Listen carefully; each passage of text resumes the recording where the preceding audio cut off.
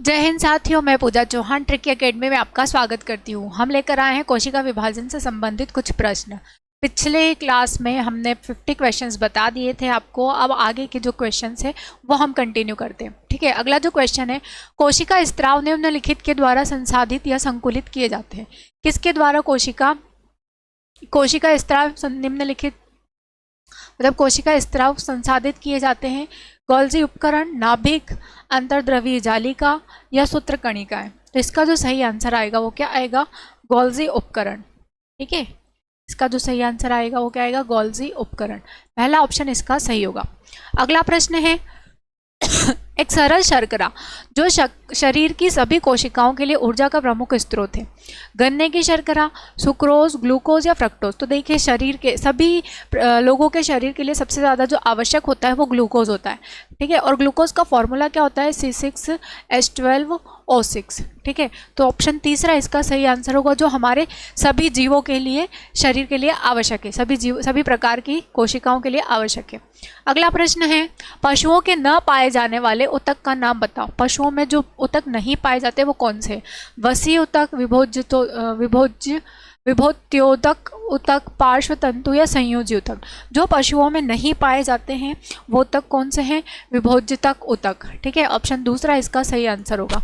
पशुओं में वसी ऊतक पाए जाते हैं, पार्श्वतंतु पाए जाते हैं और कनेक्टिव टिश्यू यानी कि जो रक्त वाले ऊतक होते हैं वो भी पाए जाते हैं। क्या नहीं पाया जाता है? विभोज्यतक ऊतक नहीं पाए जाते। तो ऑप्शन दूसरा इसका सही आंसर होगा।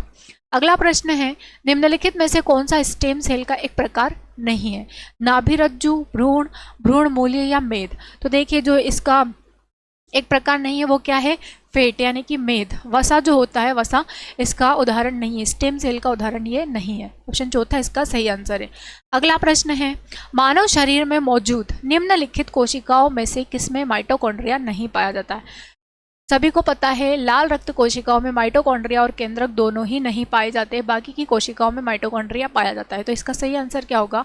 आरबीसी यानी कि लाल रक्त या रुधिर कणिकाएं। इनमें माइटोकॉन्ड्रिया भी नहीं होता है और केंद्रक भी नहीं पाया जाता है।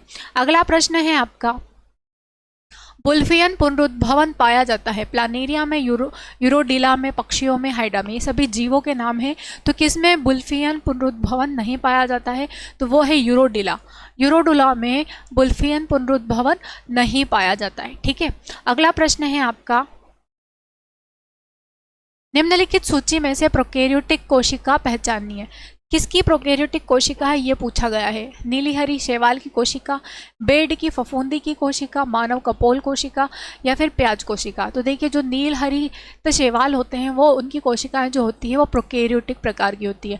मतलब कि प्रोकैरियोटिक कोशिका वो कहलाती है जिनका जो न्यूक्लियस होता है, जो केंद्रक होता है, वो पूर्ण रूप से विकसित नहीं होता है या हो सकता है क्षतिग्रस्त होते हैं। और जो कोशिकांग होते हैं वो पूरी तरीके से नहीं पाए जाते, तो उनको क्या कहा जाता है? प्रोकैरियोटिक। जिनका न्यूक्लियस कैसा हो? पुराना हो, उनको क्या कहा जाता है? प्रोकैरियोटिक कोशिका कहा जाता है। तो इसका पहला ऑप्शन सही आएगा। अगला प्रश्न है, डीएनए की पॉलीन्यूक्लियोटाइड श्रृंखला में क्या समाविष्ट होता है? एक नाइट्रोजनी क्षारक, डीऑक्सी शर्करा या फॉस्फेट समूह, एक नाइट्रोजनी क्षारक, राइबोस शर्करा और फॉस्फेट समूह, डीऑक्सी राइबोस शर्करा और फॉस्फेट समूह, या फिर केवल एक नाइट्रोजनी क्षारक और फॉस्फेट समूह। तो देखिए, जो डीएनए की पॉलीन्यूक्लियोटाइड श्रृंखला होती है उसमें क्या पाया जाता है? एक नाइट्रोजनीकरण धारक क्षारक, डीऑक्सी राइबोस शर्करा और फॉस्फेट समूह पाए जाते हैं।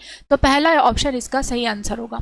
अगला प्रश्न है, मानव शरीर में कोशिका वृद्धि और विभेदन अनियंत्रित और नियमित होते हैं, किंतु कैंसर कोशिकाओं में एक नियामक क्रियाविधि के खराब हो जाने से सुदम एवं दुर्दम अर्बुद बनने लगते हैं। नियंत्रित कोशिकाएं विभाजन और आनुवांशिक पदार्थ का अति उत्पादन होता है।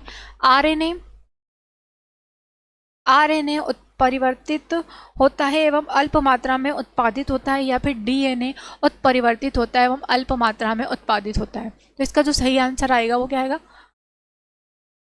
इन नियामक क्रियाविधियों के खराब हो जाने से सुदम एवं दुर्दम अर्बुद बनने लगते हैं। ठीक है, ऑप्शन पहला इसका सही आंसर होगा।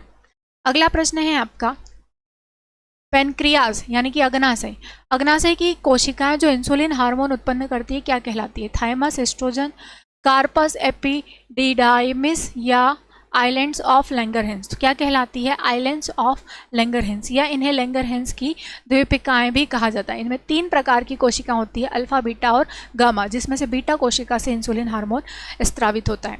अगला प्रश्न है आपका, निम्नलिखित में से किस कोशिका निकाय का अपना आनुवंशिक पदार्थ होता है? माइटोकॉन्ड्रिया, राइबोसोम, गोल्जी कॉम्प्लेक्स या उपर्युक्त में से कोई नहीं। जिसका खुद का अपना होता है वो क्या होता है? Golgi complex. ठीक है, इसका जो सही आंसर आएगा गोल्जी कॉम्प्लेक्स है या माइटोकॉन्ड्रिया। तो सही आंसर क्या आएगा? आनुवंशिक पदार्थ किसका होता है? माइटोकॉन्ड्रिया का। पहला ऑप्शन इसका सही होगा, माइटोकॉन्ड्रिया।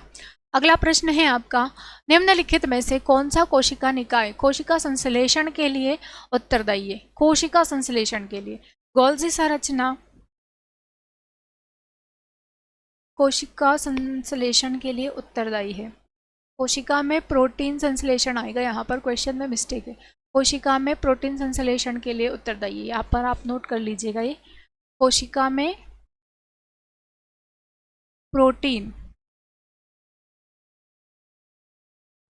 संश्लेषण। अब प्रोटीन का जो संश्लेषण होता है वो किसके द्वारा होता है? राइबोसोम के द्वारा। इसका जो सही आंसर आएगा वो दूसरा होगा, राइबोसोम। ठीक है, प्रोटीन संश्लेषण के लिए जो जिम्मेदार होता है वो राइबोसोम होता है। अगला प्रश्न है, और राइबोसोम कितने प्रकार के होते हैं? 2 प्रकार के। ग्लूकोज का पाइरूवेट में खंडन कहाँ होता है? ग्लूकोज का पाइरूवेट में खंडन कहाँ होता है?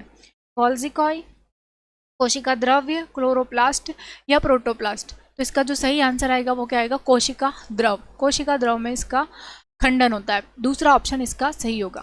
नेक्स्ट क्वेश्चन है, किसने कोशिका सिद्धांत को और आगे बढ़ाया और यह बताया कि सभी कोशिकाएं पूर्व शर्ती कोशिकाओं से बनी होती है? टी स्थान, एम स्लाइडेन, के ई पुरकिंजे या रुडोल्फा विर्शे। इसका सही आंसर क्या आएगा? रुडोल्फा विर्शे। ठीक है, ये विर्शे है, तो चौथा ऑप्शन इसका सही होगा, रुडोल्फा विर्शे। अगला प्रश्न है, एक कोशिकीय जीव कैसे प्रजनन करता है? एक कोशिकीय विभाजन द्वारा, एक कोशिका प्रवहन के द्वारा, कोशिका संश्लेषण द्वारा या विखंडन के द्वारा?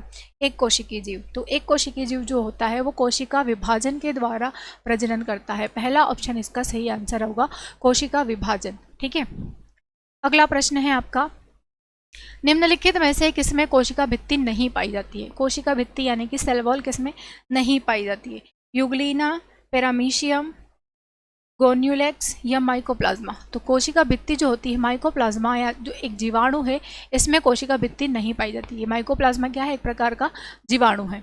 अगला प्रश्न है आपका, निम्नलिखित में से किसको कोशिका का शक्तिग्रह भी कहा जाता है? लवक, सूत्रकणिका, गोल्जिकाय या कोशिका भित्ति? सूत्रकणिका जो होता है किसका नाम है? माइटोकॉन्ड्रिया का ही नाम है, माइटोकॉन्ड्रिया। माइटोकॉन्ड्रिया को ही क्या कहा जाता है? सूत्रकणिका। और आपका सही आंसर भी क्या आएगा? सूत्रकणिकाएं ही आएगा। ठीक है, माइटोकॉन्ड्रिया को हिंदी में सूत्रकणिका कहा जाता है, जिसे कोशिका का शक्तिग्रह कहा जाता है। अगला प्रश्न है, निम्नलिखित में से कौन सा वह कोशिकांग है जो प्रोकैरियोटिक कोशिका में नहीं पाया जाता है? कोशिका भित्ति, सूत्रकणिका, जीव द्रव्य कला या फिर राइबोसोम? इसमें प्रोकैरियोटिक कोशिका में जो नहीं पाया जाता वो कोशिकांग कौन सा है? माइटोकॉन्ड्रिया यानी कि सूत्रकणिका। ऑप्शन दूसरा इसका सही आंसर होगा, माइटोकॉन्ड्रिया नहीं पाया जाता है प्रोकैरियोटिक कोशिकाओं में। ठीक है, मैंने पहले भी बताया कोशिकांग जो होते हैं वो पूर्ण रूप से विकसित नहीं होते। निम्न में से कौन सी एक यूकैरियोटिक कोशिका नहीं है? कयक, पशु, पौधे या जीवाणु? एक यूकैरियोटिक कोशिका किसकी नहीं है? जीवाणु की। ठीक है, जीवाणु जो होते हैं प्रोकैरियोटिक कोशिका के अंतर्गत आते हैं, तो चौथा ऑप्शन इसका सही आंसर होगा, जीवाणु। अगला प्रश्न है आपका, रसधानियाँ तरल से भरी हुई गुहिकाएं हैं, किस प्रकार के तरल से? स्टार्च, प्रोटीन, वसा गोलिका या फिर कोशिका रस? ये जो होती है कोशिका रस से भरी हुई गुहिकाएं होती है, कोशिका रस से भरी हुई, तो ऑप्शन चौथा इसका सही आंसर होगा। नेक्स्ट क्वेश्चन है आपका, निम्न में से कौन सा एक दृढ़ निर्जीव मुक्त रूप से प्रारंभ तथा मुख्य रूप से सेलुलोज से बनी होती है? टोनोप्लास्ट, नाभिकीय झिल्ली, कोशिका भित्ति या जीव द्रव्य कला? सही आंसर क्या होगा इसका? इसका सही आंसर होगा जो कि इससे सेलुलोज की बनी होती है। सेलुलोज की क्या बनी होती है? कोशिका भित्ति। कोशिका भित्ति जो होती है, सेल वॉल जो होती है वो सेलुलोज की बनी होती है, और सेलुलोज क्या है, तो एक प्रकार का कार्बोहाइड्रेट है, पॉलीसेकेराइड। अगला प्रश्न है आपका, नाभिक का कार्य क्या है? यह केवल कोशिकाओं के विभाजन को नियंत्रित करता है, यह केवल कुछ विशिष्ट कार्यों को नियंत्रित करता है, यह कोशिकाओं की सभी गतिविधियों को नियंत्रित करता है, या इसका कोई नियत कार्य नहीं होता है? तो ये जो होता है ये कोशिकाओं की सभी गतिविधियों को नियंत्रित करता है, इसीलिए कोशिका के नाभिक को क्या कहा जाता है? मैनेजर ऑफ सेल कहा जाता है, ठीक है, या जो मेन या सीपीयू भी बोल सकते हैं, सीपीयू ऑफ सेल भी कहा जा सकता है इसको, ठीक है। अगला प्रश्न है आपका, रॉबर्ट हुक ने 1663 में कोशिका की खोज कोशिकाओं के अवलोकन के लिए प्रदर्शित के रूप में निम्न में से किसने उसका उपयोग किया? किसके द्वारा उसका उपयोग किया गया, मतलब किस में उन्होंने खोज की थी? फ्लोएम, जाइलम, गाल की कोशिका या कॉर्क? सभी को पता है रॉबर्ट हुक ने कॉर्क टिश्यू में या कॉर्क ऊतक में कोशिकाओं की खोज की थी, जो कि एक पेड़ों की छाल होती है, ठीक है। तो चौथा ऑप्शन इसका सही आंसर होगा। अगला प्रश्न है आपका, जब किसी व्यक्ति को संक्रमित ज्वर हो जाता है तब कौन सी रक्त कोशिकाएं सर्वाधिक सक्रिय होती है? जीव द्रव्य, WBC, RBC या प्लेटलेट्स? जब किसी व्यक्ति को संक्रमित ज्वर हो जाता है तो WBC जो होती है, WBC यानी कि वाइट ब्लड सेल्स जो होती है वो सर्वाधिक ज़्यादा सक्रिय हो जाती है, ठीक है, WBC white blood cells. Next question है, उपकला ऊतक एडिपोस टिश्यू की कोशिकाओं में अंत कोशिका की स्थान नहीं होता, क्योंकि वे छिलके की ओर प्रवृत्त होती है, वे जल हानि की रोकथाम करते हैं, उनका कार्य सुरक्षात्मक होता है, या उनका कार्य उत्सर्जी होता है? तो इसका जो सही आंसर आएगा वो क्या होगा? उनका कार्य सुरक्षात्मक होता है। जो हमारी स्किन होती है, हमारी स्किन के ऊपर हमारी जो त्वचा होती है, त्वचा में ही क्या पाया जाता है? Adipose tissue. हमारी त्वचा बनी होती है एडिपोस यानी कि उपकला ऊतक की बनी होती है, और हमारी त्वचा क्या करती है? बाहर से आने वाले जितने भी इंसेक्ट वगैरह है या डस्ट वगैरह, उनसे हमारे आंतरिक अंगों की सुरक्षा करती है, तो सुरक्षात्मक होगा, ठीक है। तीसरा ऑप्शन इसका सही होगा। नेक्स्ट क्वेश्चन है, रक्त का कौन सा अवयव ऑक्सीजन का परिवहन करता है? जीव द्रव्य, WBC, RBC या प्लेटलेट्स? तो देखिए, जो RBC होती है, रेड ब्लड सेल्स होती है, वही क्या करती है? ऑक्सीजन का परिवहन करती है। क्या करती है? ऑक्सीजन का परिवहन करती है। नेक्स्ट क्वेश्चन है, कोशिका का आकार मापा जाता है मिलीमीटर में, सेंटीमीटर में या माइक्रोन में? तो माइक्रोन में मापा जाता है कोशिका का आकार। ऑप्शन चौथा इसका सही आंसर होगा, माइक्रोन। नेक्स्ट क्वेश्चन है आपका, पद अर्ध पारगम्य इसके लिए उपयोग किया जाता है? कोशिका भित्ति, कोशिका झिल्ली, माइटोकॉन्ड्रिया या लाइसोसोम? यानी कि पूछा गया है जो अर्ध पारगम्य शब्द है वो किसके लिए उपयोग किया जाता है? कोशिका भित्ति के लिए, कोशिका झिल्ली के लिए, माइटोकॉन्ड्रिया के लिए या लाइसोसोम के लिए? तो ये यूज़ किया जाता है झिल्ली के लिए। कोशिका झिल्ली जो होती है अर्ध पारगम्य होती है, ठीक है। सही आंसर क्या आएगा? कोशिका झिल्ली। नेक्स्ट क्वेश्चन है आपका, अगला क्वेश्चन क्या है आपका, कोशिका के भीतर छोटी संरचनाएं जो एक साथ कार्य करती है, छोटी संरचनाएं जो एक साथ कार्य करती है, क्या कहलाती है? नाभिक, कोशिकांग, समावेश या साइटोप्लाज्मा? जो भी छोटी छोटी कोशिकाएं होती है, संरचनाएं होती है कोशिका के अंदर, वो क्या कहलाती है? कोशिकांग कहलाते हैं, सेल ऑर्गेनेलिस कहलाते हैं। क्या कहा जाता है इनको? सेल ऑर्गेनेलिस, सेल ऑर्गेनेलिस कहा जाता है, या कोशिकांग यानी कि कोशिका के अंग कहा जाता है इनको। अगला प्रश्न है आपका, आवेगों को तंत्रिकाओं के कोशिका पिंड की ओर लाते हैं, कौन लेके आते हैं? पार्श्ववर्ण तंतु, पेशी तंतु, तंत्रिका या तंत्रिकाक्ष? कौन लेकर आता है? पार्श्ववर्ण तंतु। ऑप्शन पहला इसका सही आंसर होता है, ठीक है। पार्श्ववर्ण तंतु जो होते हैं वो कोशिका पिंड की ओर ले जाते हैं तंत्रिकाओं के आवेगों को। अगला प्रश्न है आपका, पैकेट जिसमें विनाशात्मक एंजाइम उपस्थित होते हैं क्या कहलाता है? तारककाय, गोल्जी-कॉय, लयनकाय या फिर राइबोसोम? क्या कहलाता है ये? लयनकाय। लयनकाय यानी कि लाइसोसोम, लाइसोसोम जो होता है उसी को लयनकाय कहा जाता है। लाइसोसोम जिसको आत्महत्या की थैली कहा जाता है, उसी को हिंदी में क्या कहा जाता है? शुद्ध हिंदी में लयनकाय कहा जाता है। तो ऑप्शन तीसरा इसका सही आंसर होगा। नेक्स्ट क्वेश्चन है आपका, मानव देह में वह कोशिका जो अमीबा के आकार की होती है, अमीबा के आकार मतलब शरीर का कोई आकार नहीं होता है, वो इर्रेगुलर होता है, निराकार होता है। तो ऐसी कौन सी कोशिका है जिनका कोई आकार नहीं होता है? तंत्रिका कोशिका, लाल रक्त कोशिका, श्वेत रक्त कोशिका या पेशीय कोशिका।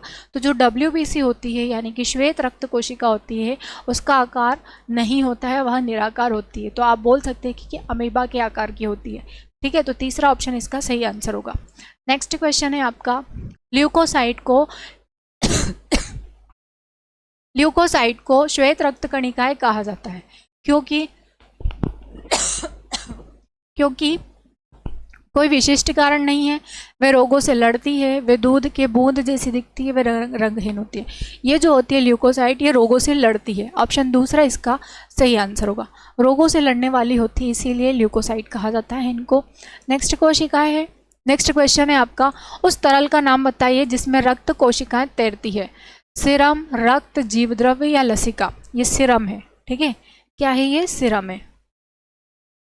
सीरम, रक्त, जीवद्रव्य या लसिका, जिसके अंतर्गत ये सारी रक्त कोशिकाएं तैरती है, तो वो क्या कहलाता है? वो कहलाता है जीवद्रव्य। ऑप्शन तीसरा इसका सही आंसर होगा। ठीक है, नेक्स्ट क्वेश्चन है आपका, कौन सा कोशिका अंगक एक कोशिका में विष तथा दवा को निराविषीकरण करने में महत्वपूर्ण भूमिका निभाता है? ठीक है, इसका ऑप्शन सुन लीजिए इसके, गोल्जी उपकरण, रिक्तिका, चिकनी अंतरिक्षी जालिका या लाइसोसोम, अंतर्वर्ती जालिका। ये तो इसका जो सही आंसर आएगा वो क्या आएगा? चिकनी अंतर्वर्ती जालिका। तीसरा ऑप्शन इसका सही होगा। ठीक है, smooth endoplasmic reticulum. Next question है, तंत्रिका कोशिकाएं निम्न की कोशिकाएं होती है। किसकी कोशिकाएं होती है ये? तंत्रिका की, कंठ की, यकृत की या वृक्क की? देखिए वैसे तो इसमें ऑप्शन क्या होना चाहिए? मस्तिष्क होना चाहिए, पर मस्तिष्क नहीं है तो आप क्या बोलेंगे? तंत्रिका। तंत्रिका की होती है तंत्रिका कोशिकाएं। ऑप्शन पहला इसका सही आंसर होगा। अगला प्रश्न है आपका, निम्न में से क्या अनियमित या षटकोणीय होता है? निम्न में से क्या अनियमित और षटकोणीय होता है? तंत्रिका कोशिका, शल्क कोशिका या फिर संयोजी ऊतक या अस्थि कोशिकाएं? तो देखिए जो शल्की उपकला होते हैं, शल्की उपकला ऊतक होते हैं, वो कैसे होते हैं? अनियमित एवं षटकोणीय होते हैं। तो दूसरा ऑप्शन इसका सही आंसर होगा। नेक्स्ट क्वेश्चन है आपका, वक्षिका में पाए जाते हैं। वक्षिका में क्या पाया जाता है? तंत्रिकीय ऊतक, संयोजित ऊतक, पेशी ऊतक या इनमें से कोई नहीं? तो जो वक्षिकाएं होती है उसमें तंत्रिकीय ऊतक पाए जाते हैं। ऑप्शन पहला इसका सही आंसर होगा, तंत्रिकीय ऊतक। नेक्स्ट क्वेश्चन है, पोषवाह 4 प्रकार की कोशिकाओं से बना है। चालानी नली, पोषवाह तंतु, पोषवाह मृतक और किसके द्वारा? सहचर कोशिका। चौथा ऑप्शन क्या आएगा इसका? सहचर कोशिकाओं से मिलकर बना होता है, तो ऑप्शन चौथा इसका सही होगा।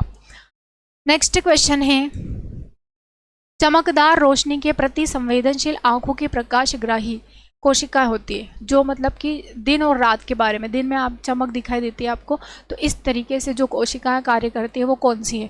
रॉड सेल या कोन सेल? तो देखिए जो होती है वो कौन सी होती है? शंकु कोशिकाएं होती है। तो चमक बता रही है, जो आंखों में चमक उत्पन्न करती है, तो वो कौन सी होती है? शंकु कोशिकाएं, जिसको क्या कहा जाता है? कोन सेल कहा जाता है। ठीक है, कोन सेल, शंकु कोशिका। पहला ऑप्शन इसका सही होगा। नेक्स्ट क्वेश्चन है, जब 4 जनक कोशिकाएं एक बार विभाजित होती है तो उनकी संतत कोशिका उत्पन्न होती है। अब 4 है तो 4 की डबल हो जाएगी, यानी कि 8 हो जाएगी। ठीक है, 1 से 2 बनती है तो 4 से कितनी बन जाएगी? 8 बन जाएगी। तो ऑप्शन चौथा इसका सही होगा। नेक्स्ट क्वेश्चन है, उपकला ऊतक की कोशिकाओं में अंतरा कोशिका स्थान नहीं होता, क्योंकि ये छिलने के लिए प्रवृत्त होती है, वे जल की हानि की रोकथाम करते हैं, उनका सुरक्षात्मक कार्य होता है या उनका उत्सर्जी कार्य होता है? उपकला ऊतक सुरक्षात्मक कार्य होता है। ठीक है, तो ऑप्शन तीसरा इसका सही आंसर होगा। उपकला यानी कि एडिपोस टिश्यू वाली जो कोशिकाएं होती है उसके बारे में पूछा है, तो ये तीसरा ऑप्शन सही है। नेक्स्ट क्वेश्चन है आपका, मानव अंग की सबसे बड़ी कोशिका को पहचाने। यकृत कोशिका, आरबीसी, तंत्रिका कोशिका या अंड कोशिका? तो देखिए जो अंड कोशिका होती है ये सबसे बड़ी कोशिका होती है। ठीक है, अंड कोशिका या इसको अंडाणु भी कहा जाता है। क्या कहा जाता है इसको? अंडाणु। मानव शरीर की सबसे बड़ी कोशिका अंडाणु या अंड कोशिका। नेक्स्ट क्वेश्चन है, एक प्रोकैरियोटिक है, सबसे प्राचीन बहुकोशिकीय जीव, एक कड़क फल, एक जीव जिसकी कोशिका में झिल्ली रहित केंद्रक पाया जाता है, या बहुकोशिकीय जीव। क्या होता है प्रोकैरियोटिक? फल तो नहीं होता है, ठीक है। एक कोशिका जीव, एक जीव जिसकी कोशिका में झिल्ली रहित केंद्रक पाया जाता है, या एक बहुकोशिकीय जीव।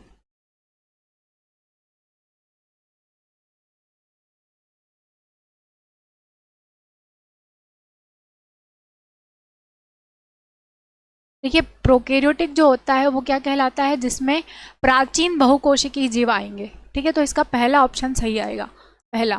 बहुकोशिकीय जीव किसको कहेंगे? यूकैरियोटिक टाइप के जो जीव होते हैं उनको बहुकोशिकीय जीव कहा जाता है, क्योंकि उसमें बहुत प्रकार की कोशिकाएं होती हैं। और यहाँ पर सबसे प्राचीन बहुकोशिकीय जीव आएगा इसका सही आंसर प्रोकैरियोटिक का। नेक्स्ट क्वेश्चन है, निम्न में से कौन सा कोशिकांग श्वसन में भाग लेता है? श्वसन में भाग लेता है, केंद्रक, क्लोरोप्लास्ट, माइटोकॉन्ड्रिया या राइबोसोम। कौन सा लेता है? माइटोकॉन्ड्रिया, ठीक है। माइटोकॉन्ड्रिया जो होता है वो श्वसन में भाग लेता है, इसी के कारण वो आरबीसी में अनुपस्थित होता है। माइटोकॉन्ड्रिया का हिंदी में नाम क्या होता है? सूत्रकणिकाएं, सूत्रकणिकाएं। नेक्स्ट क्वेश्चन है आपका, कोशिका विभाजन की वह कौन सी अवस्था है जिसके परिवर्तन प्रोफेज के विपरीत है? इंटरफेज, मेटाफेज, टेलोफेज या एनाफेज। प्रोफेज के जो विपरीत होता है वो क्या होता है? टेलोफेज होता है। ऑप्शन तीसरा इसका सही आंसर होगा, टेलोफेज। नेक्स्ट क्वेश्चन है, नई रक्त कोशिकाएं बनती है मज्जा में, यकृत में, हृदय में या फेफड़े में? नई रक्त कोशिकाएं जो बनती है वो अस्थि मज्जा, मज्जा यानी कि अस्थि मज्जा है। कहने का मतलब क्या है? अस्थि मज्जा। क्या लिखा हुआ? ये मज्जा लिखा है, तो पहला ऑप्शन इसका सही होगा, मज्जा। नेक्स्ट क्वेश्चन है, कंसंट्रेशन ग्रेडियंट के लिखाव कोशिका की हलचल को क्या कहा जाता है? सक्रिय परिवहन, प्रसार, विपरीत परासरण या फिर परासरण। इसको जो कहा जाता है वो क्या कहा जाता है? सक्रिय परिवहन कहा जाता है, ठीक है। ये सक्रिय होती है इसलिए इनको क्या कहा जाता है? सक्रिय परिवहन। नेक्स्ट क्वेश्चन है आपका, निम्नलिखित में से कौन सा स्टेम सेल का एक प्रकार नहीं है? ये फिर से रिपीट हुआ है क्वेश्चन, तो इसका सही आंसर क्या था? हमारा फेट था, चौथा ऑप्शन इसका सही था। ये रिपीट हुआ है क्वेश्चन, ठीक है, फेट आएगा इसका। नेक्स्ट क्वेश्चन है आपका, प्रतिपिंड उत्पन्न होते हैं टी कोशिका में, प्लाज्मा कोशिका द्वारा, माइक्रोफेज द्वारा या प्रतिजन प्रस्तुति कोशिका के द्वारा। तो ये इसका जो सही आएगा वो क्या आएगा? टी कोशिका द्वारा। प्रतिपिंड किसके द्वारा उत्पन्न होते हैं? टी कोशिका के द्वारा, ठीक है। नेक्स्ट क्वेश्चन है आपका, निम्नलिखित में से कौन सी कोशिका महिलाओं में यौवनारंभ के पहले पाई जाती है? प्राथमिक अंडक, द्वितीयक अंडक, ध्रुवीय अंडक या फिर अंडाणु। जो कि यौवनारंभ के पहले पाई जाती है वो क्या पाई जाती है? प्राथमिक अंडक। पहला ऑप्शन इसका सही होगा, प्राथमिक अंडक। नेक्स्ट क्वेश्चन है आपका, किस प्रकार की शैलों में स्वर्ण व तांबे जैसी धातुओं की प्रचुरता पाई जाती है? प्राचीन रूपांतरित, प्राचीन अवसादी, प्राचीन आग्नेय या नव रूपांतरित। इसका जो सही आंसर आएगा वो क्या आएगा? प्राचीन अवसादी, ठीक है। जो बलुआ पत्थर से निर्मित होती है चट्टानें, उन्हीं को अवसादी चट्टानें कहा जाता है। तो ये प्राचीन अवसादी चट्टानों को खोदने पर क्या मिल जाता है आपको? स्वर्ण या तांबे जैसी धातुएं उसमें से निकलती है। तो दूसरा ऑप्शन इसका सही होगा। नेक्स्ट क्वेश्चन है, पॉलीसोम किसका बना होता है? पॉलीसोम, पॉलीसोम किसका बना होता है? कई राइबोसोमों का जो एकल mRNA से संलग्न रहते हैं, अनेक राइबोसोमों का जो एंडोप्लाज्मिक, अनेक आएगा यहाँ पर, अनेक राइबोसोमों का जो एंडोप्लाज्मिक रेक्टिकुलम में एक रन्नू के साथ संलग्न रहते हैं, एक राइबोसोम का जिसमें कई उप इकाइयाँ होती है, या राइबोसोमों का जो एक रेखीय व्यवस्था में एक दूसरे के साथ संलग्न रहते हैं। तो इसका जो सही आंसर आएगा वो क्या आएगा?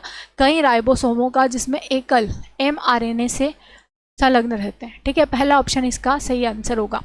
नेक्स्ट क्वेश्चन है आपका, मध्य पाटलिका मुख्य रूप से बनी होती है। मध्य पाटलिका हेमिसेलुलोज द्वारा, म्यूरेमिक अम्ल द्वारा, कैल्शियम पेक्टेट द्वारा या गोल्जिकाई द्वारा। तो इसका सही आंसर क्या आएगा? कैल्शियम पेक्टेट के द्वारा, कैल्शियम पेक्टेट के द्वारा, मध्य पाटलिका मुख्य रूप से बनी होती है। नेक्स्ट क्वेश्चन है आपका, मास्ट कोशिकाएं पाई जाती है। मास्ट संयोजी ऊतक में, पेशी ऊतक में, तंत्रिका ऊतक में या रुधिर ऊतक में। मास्ट कोशिकाएं जो होती है वो संयोजी ऊतक, जो कनेक्टिव टिश्यू होते हैं जैसे कि रक्त आपका संयोजी, तरल संयोजी ऊतक है, तो इस प्रकार की कोशिकाओं में क्या पाया जाता है, मास्ट कोशिकाएं पाई जाती है। नेक्स्ट क्वेश्चन है आपका, और ये लास्ट क्वेश्चन है आज के इस टॉपिक का, कोशिका में कौन सा कोशिकांग वायवीय श्वसन द्वारा ऊर्जा के उत्पादन से संबंधित है। राइबोसोम, न्यूक्लियस, माइटोकॉन्ड्रिया या न्यूक्लियोसोम। सही आंसर क्या आएगा, माइटोकॉन्ड्रिया। ठीक है, माइटोकॉन्ड्रिया में वायवीय श्वसन होता है। ऑप्शन तीसरा इसका सही आंसर होगा। कोशिका विभाजन से संबंधित जितने भी बेसिक से लेकर लेवल तक के जितने भी टाइप के क्वेश्चंस थे हमने यहाँ पर आपको सॉल्व करवा दिए हैं। अगर आपको हमारी वीडियो ज़्यादा अच्छी लगी है तो प्लीज़ ज़्यादा से ज़्यादा लाइक करें, शेयर करें, सब्सक्राइब करें और जुड़े रहें ट्रिकी अकेडमी के साथ में, क्योंकि अगर आप अपनी जीत चाहते हैं तो बने रहें आप ट्रिकी अकेडमी के साथ में, क्योंकि ट्रिकी अकेडमी है फौजियों का अड्डा और काफ़ी सारे सिलेक्शन होते हैं ट्रिकी अकेडमी से। तो अगली क्लास में हम फिर मिलेंगे नए टॉपिक के साथ में, नए MCQs के साथ में। तब तक के लिए जय हिंद साथियों, धन्यवाद।